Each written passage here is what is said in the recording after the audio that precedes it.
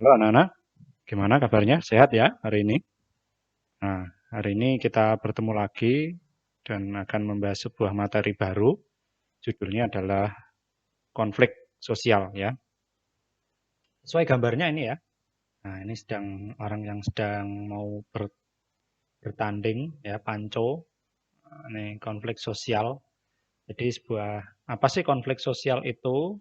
Ya, tentu saja nanti adalah sebuah fenomena yang terkait dengan kejadian yang ada di masyarakat karena ada kata-kata sosial ya.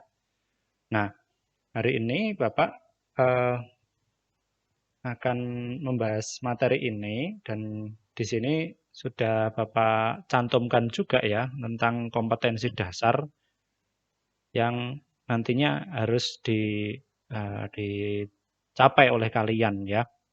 Nah, kompetensi ini adalah sebuah materi yang tentunya nanti kalian harus belajar dan berjuang ya untuk mencapai target ini. Artinya setelah dengan melihat video ini belum tentu kalian bisa bisa langsung bisa mencapai target pembelajaran ini ya. Video ini nanti hanya berisi materi, tetapi kemampuan yang ada dalam kompetensi dasar ini kalian harus benar-benar miliki dengan cara belajar dan berjuang. Ya, kita baca judulnya ya. Tentang KD 3.2 yaitu menganalisis pengaruh interaksi sosial. Jadi konflik sosial ini kan juga interaksi sosial ya, hubungan antara individu dengan individu, kelompok dengan kelompok dan seterusnya ya. Dalam ruang yang berbeda ya terhadap kehidupan sosial. Jadi pengaruhnya dalam kehidupan sosial dan budaya serta pengembangan kehidupan kebangsaan.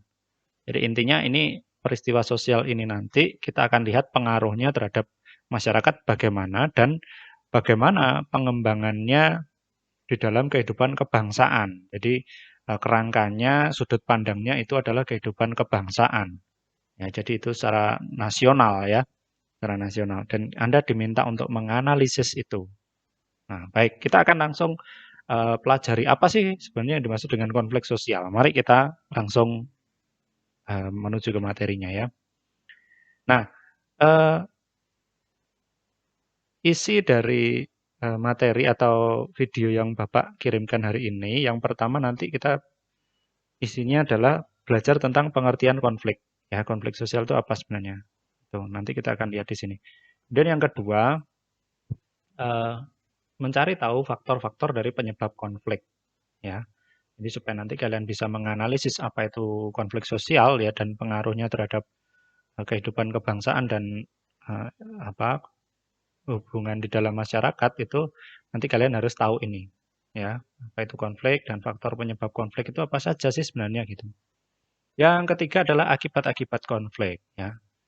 Nah, itu apa saja akibatnya ya, dampak-dampaknya. Kemudian bagaimana cara menangani konflik. Tuh. Baik, ada 4 hal ini yang akan kita pelajari. Mari kita langsung lanjutkan. Di nomor 1 adalah pengertian konflik. Ya, ini anak-anak ya. Pengertian konflik yaitu suatu proses sosial antara dua orang atau lebih. Jadi ini sosial ya, sosial itu berarti dua orang atau lebih. Dengan melakukan tindakan untuk berusaha menyingkirkan pihak lain. Menyingkirkan atau menjatuhkan pihak lain. Dengan cara menyingkirkan tentu saja atau menghancurkan pihak lawan tersebut. Nah ini ada gambar seperti ini anak-anak. Di sini ya ada anak yang ngapain ini? Sedang berebut ini kayaknya yang lebih besar ini pasti kakaknya ini ya toh. Biasanya kakaknya ini main-mainan sama adiknya, ini adiknya ya. Terus mau mainan boneka ini cowok kok mainan boneka ini. Nah, ini mereka tidak mau mengalah satu sama lain, akhirnya mereka berebut. Saya mau main duluan ya, adiknya juga gitu. Karena mainannya cuma satu ini. Nah, saya mau duluan ya. Nah, itu kakaknya tidak mau ngalah ya, apalagi adiknya.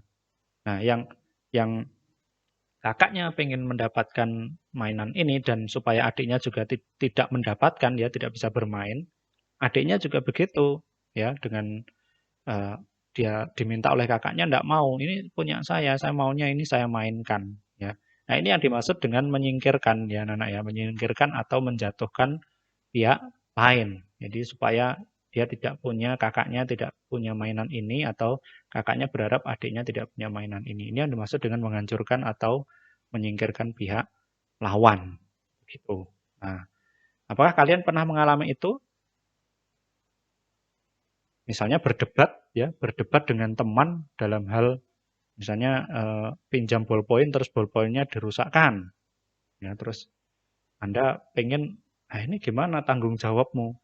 Nah, itu juga berusaha untuk eh, temannya untuk bertanggung jawab, tapi temannya tidak mau tanggung jawab misalnya, terus mendebat. Nah, dalam usaha mendebat itulah eh, kita berusaha untuk mempertahankan pendapat kita. Nah, supaya pendapat orang lain itu eh, dia sadar bahwa pendapatnya itu salah, ya bahwa dengan tidak bertanggung jawab, tidak mengganti ballpointnya itu dia adalah suatu tindakan yang salah dan kita ingin dia tahu. Nah, itu yang dimaksud menjatuhkan itu di situ anak-anak ya. Itu contohnya. Jadi itulah konflik ya. Saya kira sering sekali di rumah, di jalan kadang-kadang ya, dimanapun tempat kita berada kita eh, pernah terlibat dengan konflik ya. Baik, yang kedua setelah pengertian kita belajar tentang faktor-faktor penyebab konflik sosial. Ada 4 di sini ya, yaitu perbedaan individu, perbedaan latar belakang budaya, kepentingan, dan perubahan nilai yang cepat. Nomor 1, yaitu perbedaan individu. Nah, ini contohnya ada gambar, ini seorang ayah sedang mengajari anaknya ya, anaknya belajar. Nah, kadang-kadang, ya ini anak saya juga begitu kadang-kadang anak-anaknya. Kalau saya ajari itu enggak mau. Ya, karena dia merasa apa ya, enggak cocok ya. Kalau dengan orang tua itu biasanya malah suka melawan ya, karena berani. Kalau sama guru biasanya kan takut ya, karena dia orang lain yang tidak setiap hari ketemu kan. Nah, kadang anak masih ada takutnya, tapi kalau dengan orang tua biasanya udah nggak takut, jadi nggak mau diajari. Nah, sama ya. Nah, ini contohnya seorang anak yang tidak mau diajari oleh orang tuanya sendiri karena perbedaan dalam prinsip belajar ya. Anaknya pengennya itu bagaimana kadang-kadang juga nggak ngerti ya, tapi nggak bisa menyampaikan pada orang tuanya. Nah, orang tuanya pun juga dia maksudnya benar, tapi kadang-kadang nggak cocok dengan keinginan si anak gitu. Nah, itu karena jadi ini terjadilah konflik antara orang ini ya, karena perbedaan individu. Jadi biasanya prinsip ya, sebuah prinsip yang dianut oleh orang itu sendiri. Itu yang menyebabkan konflik. Kedua, nah ini perbedaan budaya ya. Jadi dengan adanya perbedaan budaya itu bisa menyebabkan konflik. Contohnya apa? Nah, ini Indonesia itu kan terdiri dari beraneka suku, agama, suku, ras ya, agama dan budaya. Kadang ini salah satu contohnya ya, sesuai gambar. Umat muslim itu mengharamkan makanan yang berbahan baku dari babi. Ya, karena haram ya, haram. Itu berdosa kalau makan babi itu ya. Namun umat agama lain tidak ya. Nah, akhirnya kadang terjadi protes ya ketika ada restoran yang eh, apa namanya yang makanannya ada bahan babinya, protes ya karena ini tidak cocok dengan budaya dari umat muslim. Nah, akhirnya terjadi konflik ya. Jadi ingin ini seharusnya begini yang dari muslim gitu ya. Loh tidak, di tempat kami ini boleh kok. Nah, akhirnya ingin menjatuhkan. Menjatuhkannya adalah bagaimana supaya prinsipnya itu dianggap yang benar gitu. Intinya begini ya. Baik. Yang kedua, yang ketiga adalah karena perbedaan kepentingan. Nah, ini apa contohnya? Ini gambarnya lagi pakai masker anak-anak ya. Ini kita sedang ada pandemi ya. Kita baca. Pemerintah sulit membuat keputusan dalam menangani wabah COVID-19 ya. Karena ada kepentingan yang berbeda. Ya, antara apa saja? Yaitu antara kepentingan kesehatan ya, orang harus tetap sehat kondisinya supaya sehat bagaimana caranya? Tidak keluar rumah ya, bekerja di rumah, sekolah di rumah. Kemudian apa lagi? Semuanya dilakukan di rumah dan eh, tidak keluar. Nah, kalau tidak keluar tapi kita tidak dapat uang ya. Nah, ini menjadi sebuah pertentangan antara kesehatan dengan ekonomi ini ya. Nah, orang sementara harus harus cari duit ya, harus bertemu dengan orang, bertransaksi, menjual barang ya, membeli barang, tapi di sisi lain kita harus tetap sehat.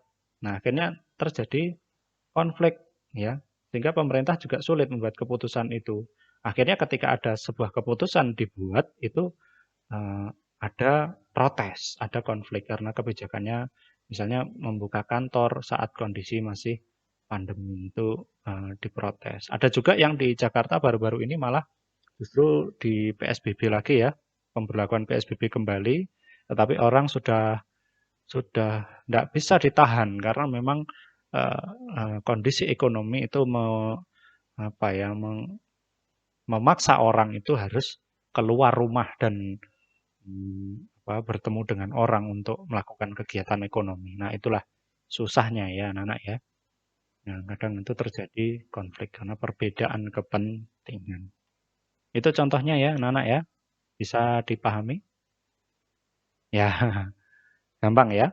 Baik, kita lanjutkan ya. Nah, yang terakhir adalah perubahan nilai yang cepat. Ini tadi yang baru saya sampaikan anak-anak ya.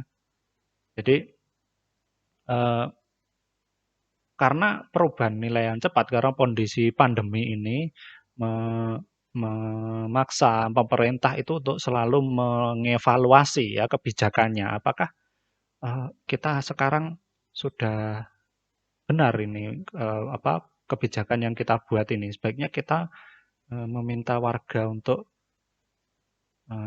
keluar lagi, keluar rumah atau tetap di rumah, ya work from home atau bisa datang ke kantor.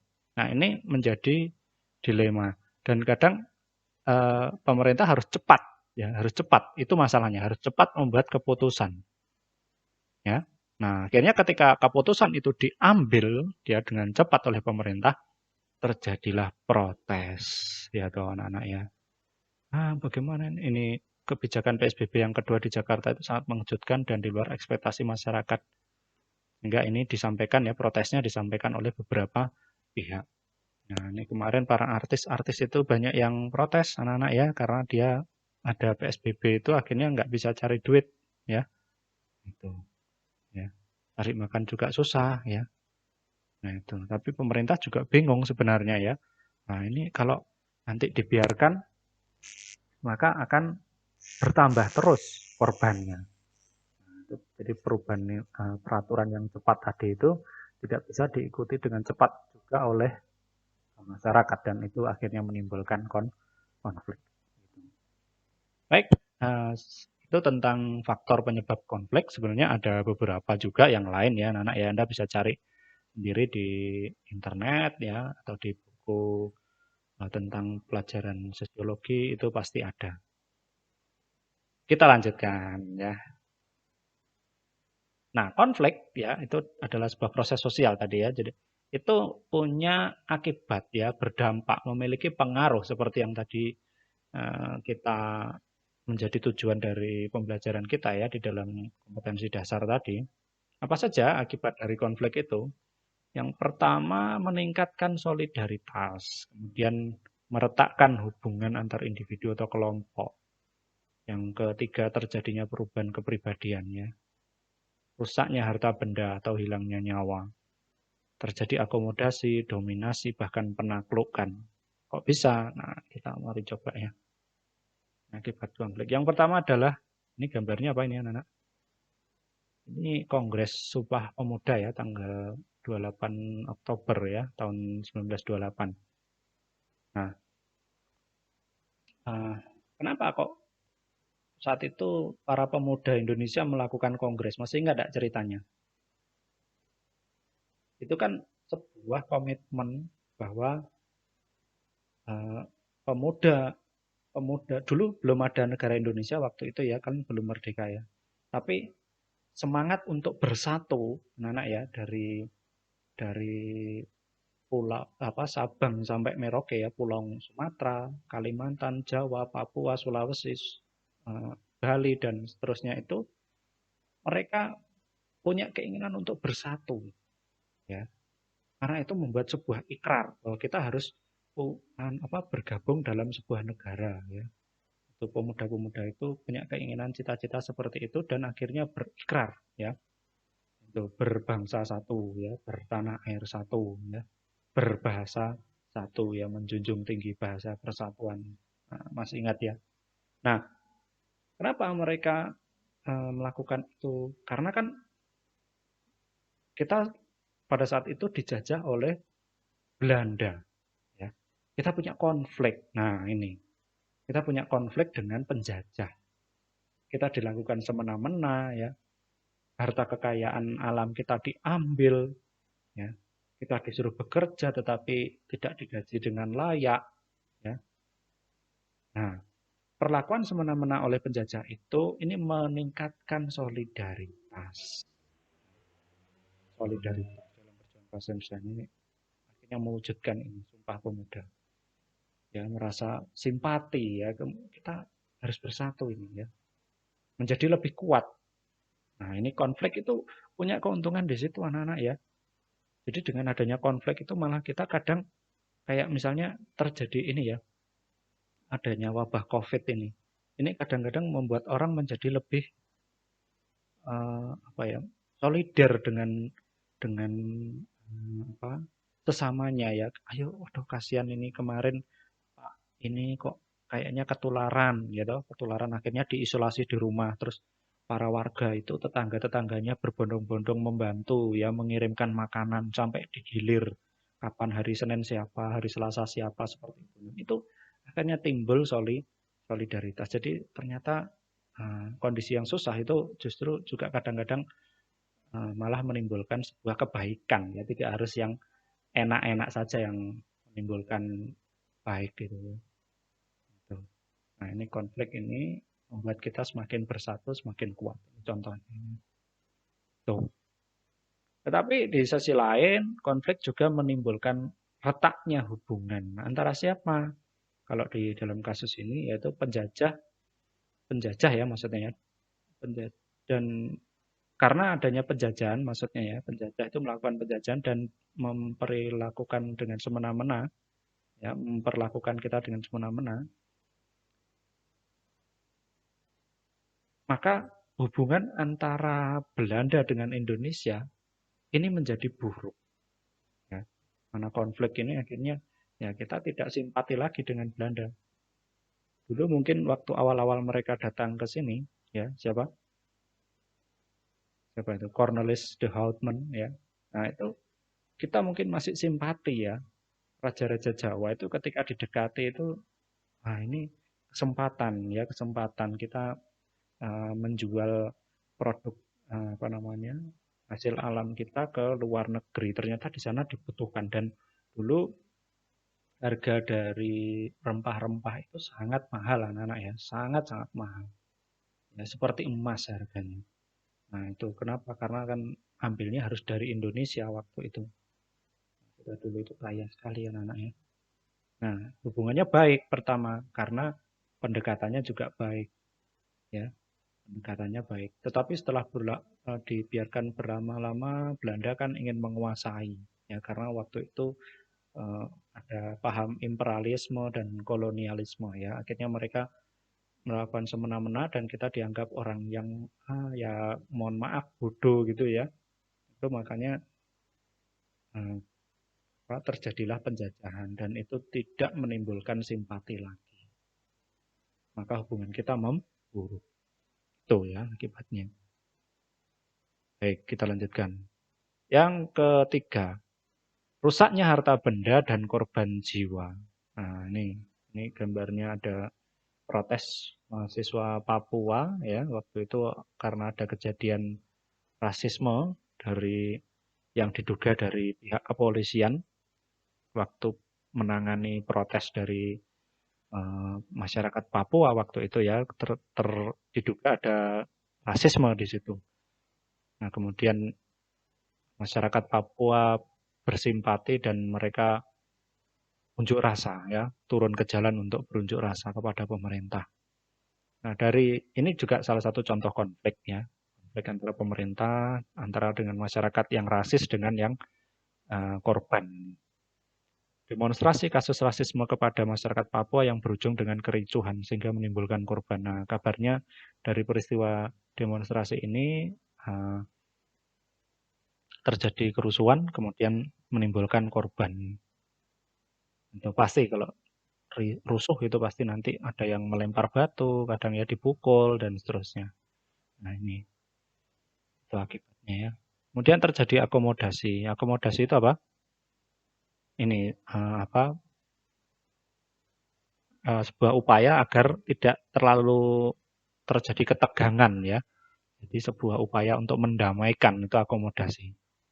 Nah, ini dikutip dari apa Tirto ya, dari majalah Tirto anak-anak.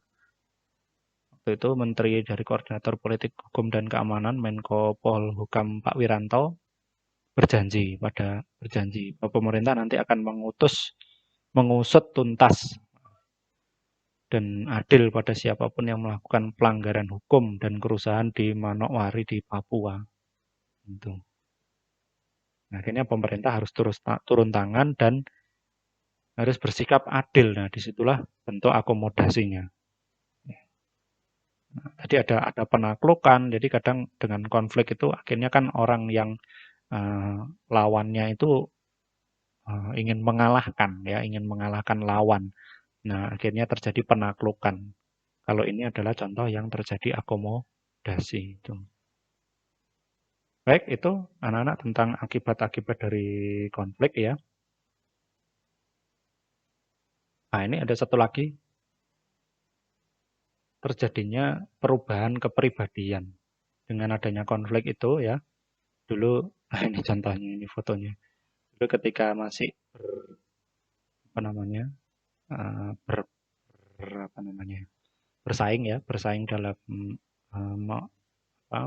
meraih kursi kepresidenan waktu itu ya, mereka mungkin bawahannya ya, sebenarnya kalau Pak Jokowi sama Pak siapa namanya ini, Pak Prabowo-nya kan ya tenang-tenang saja, tapi yang partisan-partisannya itu kan partisipannya itu yang mereka kadang terlibat konflik ya, saling menjatuhkan. Setelah akhirnya ditentukan pemenangnya ya, maka yang terjadi adalah nah bisa satu, bisa dua ini anak-anak ya. Pertama minta maaf ya, ini salaman minta maaf. Dengan begitu kita menjadi pribadi yang pemaaf ya. Bisa mengampuni, bisa mentoleransi kesalahan orang lain. Itu kan itu kepribadian kita menjadi diasah. Dengan adanya konflik itu sebenarnya justru kita itu ditantang untuk bagaimana kita menyikapinya ya, menyelesaikannya dengan tanpa merugikan siapapun. Nah, itu bagusnya konflik itu kan di situ anak-anak sebenarnya. Nah, ini bisa merubah kepribadian seseorang. Nah, kemungkinan kedua kalau tidak bisa memaafkan ya maka tetap berperilaku kasar ya dan membenci orang lain. Nah, ini juga kepribadiannya akan semakin parah ya nanti kalau orang pribadinya memang sudah terluka misalnya ya hatinya, maka orang menjadi sangat pemarah biasanya begitu. Nah, itulah konflik ya. Memang bisa sangat mempengaruhi orang. Nah, itu anak-anak ya tentang akibat-akibat konflik. Jadi ada banyak sekali tadi ya. Nah, tapi jangan khawatir ya. Semua masalah itu bisa diatasi. Nah, tidak ada yang tidak bisa diatasi. Nah, contohnya ini cara menangani konflik ya. Kita bisa menghindar, bisa memaksakan kehendak ya, bisa tawar-menawar, bisa kolaborasi dan seterusnya. Atau bisa menyesuaikan keinginan orang lain ya. Nah, eh, nah kalau ketika ini contoh ya, tadi dari beberapa hal ini ya, maka yang pertama nanti kita akan kelompok-kelompokkan ya, kelompok-kelompokkan dari 1, 2, 3, 4, 5 ini ya, supaya nanti kalian mempelajarinya mudah ya. Ada beberapa kemungkinan pengelompokan. Yang pertama, kalau ketika yakin bahwa konflik itu menyebabkan kerugian, maka cara menangani konfliknya itu pertama Anda bisa menghindar ya. Dengan menghindar ya. Duh, nanti percuma ini kalau ketemu siapa biasanya musuh bebuyutan ini nanti pasti rame ini ya, daripada rame saya tak lewat jalan yang lain saja, menghindar ya. Tapi kalau menghindar ini biasanya nanti akan kalau ketemu orangnya lagi, ya kita akan tetap tetap berkonflik lagi ya, nggak bisa hilang itu maksudnya. Nah, ada yang lebih bagus lagi yaitu menyesuaikan keinginan orang lain. Ini kita apa ya?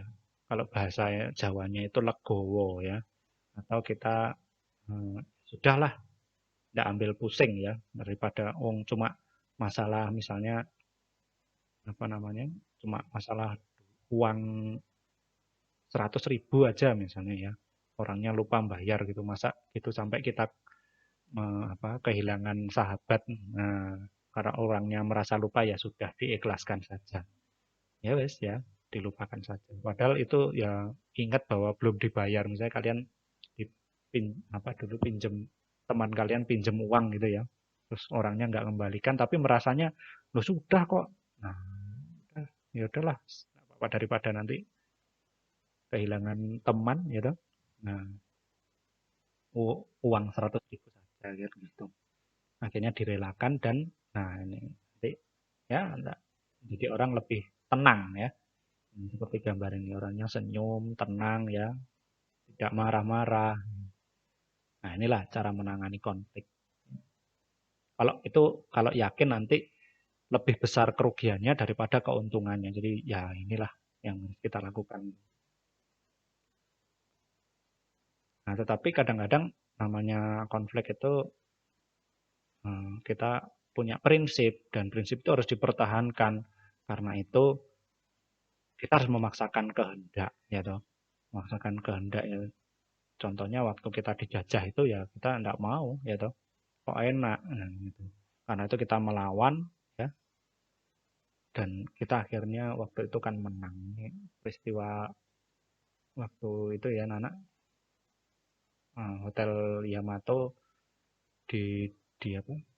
Dikibarkan bendera Belanda tapi sama arek-arek Surabaya ya. Ini ada Bung Tomo ini. Peristiwa 10 November ini ya. Ini diturunkan benderanya ya, disobek bagian birunya. Terus dinaikkan lagi akhirnya hanya merah putih yang berkibar di angkasa ya di atas Hotel Yamato. Jadi kita ya harus melawan ya. Ini juga sebenarnya kan menanggung resiko ditembak oleh pasukan Belanda waktu itu ya. Nah, kita ada resiko itu. Kalau ditembak ya pasti ya kita kehilangan nyawa ya. Korbannya kan sampai sejauh itu. Tapi karena kita punya prinsip ya kita tidak mau dijajah. Akhirnya kita tetap berjuang memaksakan kehendak. Kadang-kadang begitu anak-anak ya, kalau Anda merasa ada konflik ya ini sebuah prinsip yang harus ditegakkan ya, kalian jangan kendor ya. Harus harus tetap apa namanya? Nah, kita mempertahankan prinsip yang kalian miliki itu. Baik. Nah, itu jadi ada ini ketika kalian yakin bahwa punya prinsip yang benar ya. Kalau ini tadi kalau rugi nih ya wes lah menghindar atau tadi menyesuaikan keinginan orang lainnya. Ada lagi sebenarnya yang ini anak-anak tawar-menawar atau kolaborasi. Ini kalau misalnya memang berjalan alot ya. Kalau berjalan alot maka kita bisa melakukan tawar-menawar ya, bernegosiasi atau justru berkolaborasi. Daripada kita berkonflik, ayo gimana caranya biar kita itu bisa untung ya. Kalau kita nanti malah apa namanya bermusuhan nanti kita rugi gitu. Ayo gimana kalau kita kerjasama. Nah, itu. Ini adalah opsi-opsi dalam menangani konflik anak-anak ya. Nah, jadi ada upaya yang bisa dilakukan lah. Intinya sebenarnya kalau ada konflik itu yang penting kita tetap tenang ya, tidak perlu jangan buru-buru marah ya, dilihat baik buruknya ya. Ini maunya apa sih? Lawan kita itu maunya apa? Kita lihat dulu ya. Dengan begitu nanti kita akan membuat sebuah keputusan yang benar dan tepat. Itu maksudnya. Supaya nanti kita tidak tidak menyesal ya dengan keputusan yang kita buat. Nah, baik. Nah, hari ini cukup di sini dulu tentang materi konflik, nah, ya. Terima kasih atas perhatiannya dan semoga kalian tetap sehat-sehat semuanya ya di rumah. Ya, Tuhan Tuhan memberkati. Amin.